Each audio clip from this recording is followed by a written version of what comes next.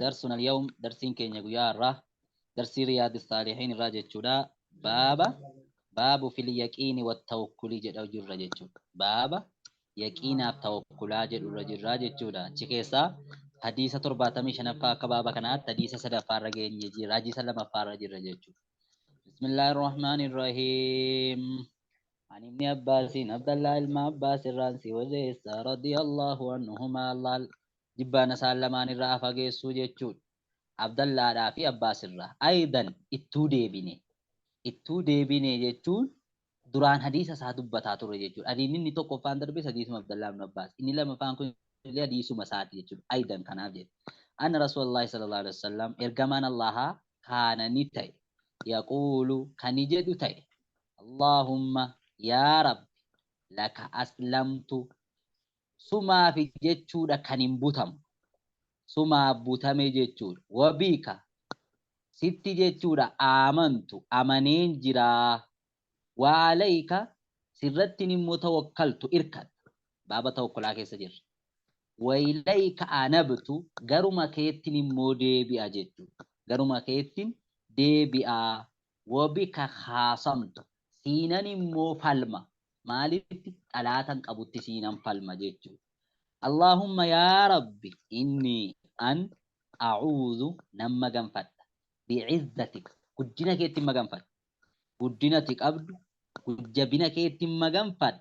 Laa ilaaha gabbaramaan hin taane illaa anta si malee anta sagaleen dhagaamaara hoostii godhadhu. Antu dillanii ati na jallisuu sitti maganfadha jechuudha. A'uuzuutti attafama. Ati na jallisuudhaan sitti maganfadha. Anta ati ayyee gaariidha.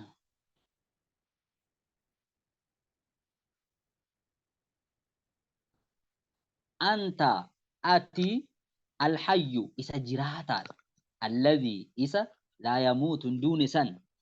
Wal jinnu jinniin jinni jechuun maa kafaa minannaas jedhan waan namarraa dhokatan jinni jedhama. Akkuma ilma namaa kana jinniin kun illee kaafirumaaf munaafiqaaf faasiqa illee of keessaa mu'mina illee of keessaa qabdi. Akkuma ilma namaa jamaa ilma namaa kanaan tokkodha jinniin kun. Wal jinnu jinniinii fi wal insu ilmi namaa kun illee yamuutuuna ni du'an. Ilmi namaas jinniinis ni dhumanii walaakinati jiraataadha jedha Nabi Muhammad sallallahu alaihi wasallam. Muttafaqun alayhi hadiisni kun riwaayaa Bukhaarii Muslimii jechuudha. Wahaadaa inni kun lafzu muslimin lafziin ka muslimi jechuudha. Waqtasarahu al-Bukhaarii Bukhaariin muktasara isaa godhee baasee jira riwaayaa hadiisa bakka biraa keessatti jedha. Qawluhu jechi Nabi Muhammad Allahumma yaa Rabbi laka aslamtu jechuun suni ay istaslamtu li hukmik butame hukmii keetii jechuudha. Hukmii ati lafarraa ka'atte hukmii Qur'aana keessa jiru hukmii hadiisaan jiru butame jechuudha. Wa amruka amrii keetti butame. Radiitu wa aslamtu ammas butame jechuudha. Radiitu jaalladhe wa amantu itti amane hukmii kee kanatti jechuudha. Aslamtu jechuun kun akkan maanaan isaa radiitu wa aslamtu jala butame radiitu jaalladhe wa amantu amane wa saddaqtu dhugoomsa wa ayqantu ammas yanqasse jechuudha. Aslamtuun kana hundatti fassaramaa jiran. Gaarii hadiisni kun walumaa galatti wanni irraa hubannu baaba tawakkulaa waan jirruudhaa fi ammoo baaba yaqiinaa waan jirruudhaaf jechuudha. Yaqiin irraa hubanna jechuudha. Ammas tawakkula illee irraa hubannaa jechuudha. Hadiisni 76ffaan akka baaba kanaatti hadiisni 3ffaan jechuudha. Ani ibni Abbaasin Abdallaa ilma Abbaas irraa odeeffame jechuudha. Radiyallahu anhuma Allahn jibbana isaan lamaan irraa fageessu. Aidan ittuu deebine ammas sadaffaa takataataa isuma odeessaa jira jechuudha. Haala ni jedhe hasbunallahu wa ni'mal wakiil gahaan kiyya Allahaadha wa ni'ma waa tole alwakiilu isa irratti hirkatamu ta'uu rabbii jechuudha. Rabbiin isa irratti hirkatamu ta'uun waa tole. Innan irratti hirkadhaa jiru rabbiin ta'uun waa tole jedha Abdallaa ibn Abbaas. Jedhee ka'ee qaalahaa ni jedhe Abdallaa ibn Abbaas. Qaalahaa ni jedhe isii kana Ibraahiimoon ni jedhe sallallahu alayhi wasallam. حين ألقي في النار يرو إبدا كيسة تدرب مجتشتي كان جل إبراهيم الله حسبنا الله ونعم الوكيل جل جل وقالها أما سيسيني جل محمد صلى الله عليه وسلم نبي محمد الله سيجل جل حين قالوا يرو إسان جدانو حين يرو قالوا إسان جدا مسن إن الناس نموني قد جمعوا لكم رغمتي سيف ولتك أبماني جران سنيف ولتك أبماني فاخشوهم إسان صدادا بقتنا إيسا يرو جدا منسنا فزادهم إيمانا ساني دبل وقالوا نجدا حسبنا الله دعان كينيا الله هذا جدا ونعم الوكيل نعم واتولي الوكيل إني تركتما تو ربي تؤون ساسون ربي وكيلة تؤون واتولي جدني قافة سنجد محمد صلى الله عليه وسلم جتشود رواه البخاري بخاري تديس كنوديس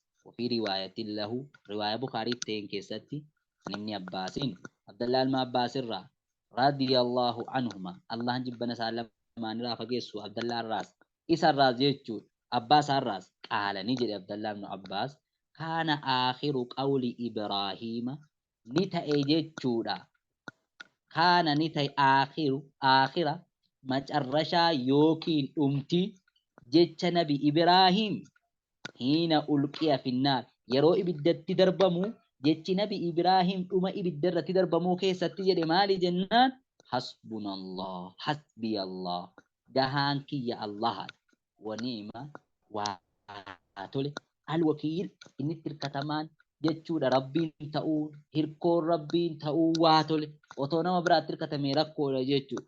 Otoo nama biraatti hirkatame niimaan taane jechuudha. Isa kanaafuu inni hirkatamaa ta'e sun rabbiin ta'uu waa tole. Qawluhu jechi jechuudha. Hasbunallah jechuun sun ay huwa kaafiinaa jechuudha. Inni gahaa keenya jechuudha. Wa ni'mal wakiil jechuun immoo ayil mawkuulu ilayhi al-umuuru jechuudha. Ayil muwakkilu ilayhi al-umuuru. Innichi amiriin gara isaatti hirkifamaa ta'e sun waa tole jechuudha. Inni amiriin gara isaatti hirkifamaa ta'e. Eenyunni Allah haadha jechuudha. Gaarii.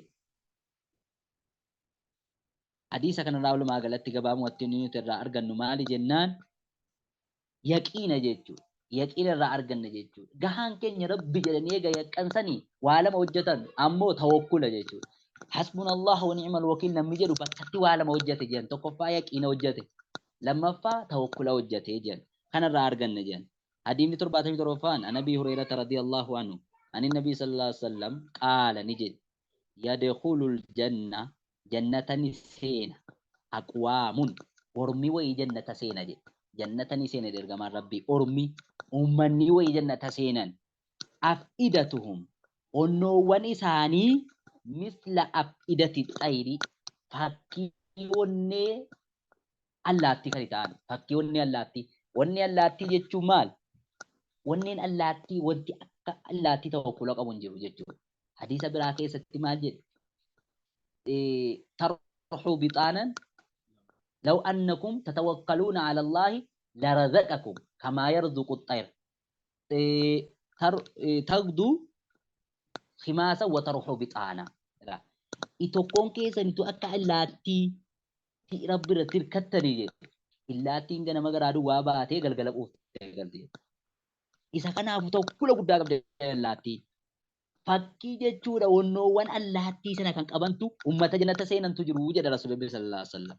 Maaliif nama tawakkula jaraa keessatti jechuudha. Haalaan tawakkula qabu onneen isaanii tawakkula rabbi irratti hirkatuun jabaadhaa jannata argatan jechuudha. Rawaahu Muslim. Muslim isa kana odeessa.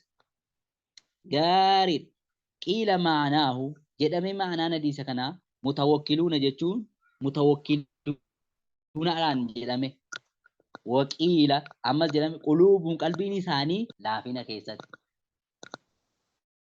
waan illaatti laaftuu taateef gaa hukmi isaa rabbi suna beeku illaatti laaftuu taatee jabduu taatee gaa rabbi mabbeekaa rasuulli hikmaadhumaaf jedhaa isa kanaafuu wannoowwan nama wannoowwan akka illaatti kana qaban kan jannata seenantu tahaadhaa tawakkula keessatti jechuudha. Gaariidha. Hadiisni 78ffaan gaariidha. Inshallah hadiisni kun xiqqishoon dheerataa har'a waan keessummaan jiruufis bakka kana bullee inshallah boritti deebinaa. Wasalli Allahumma ala nabiyyina Muhammad wa ala alihi wa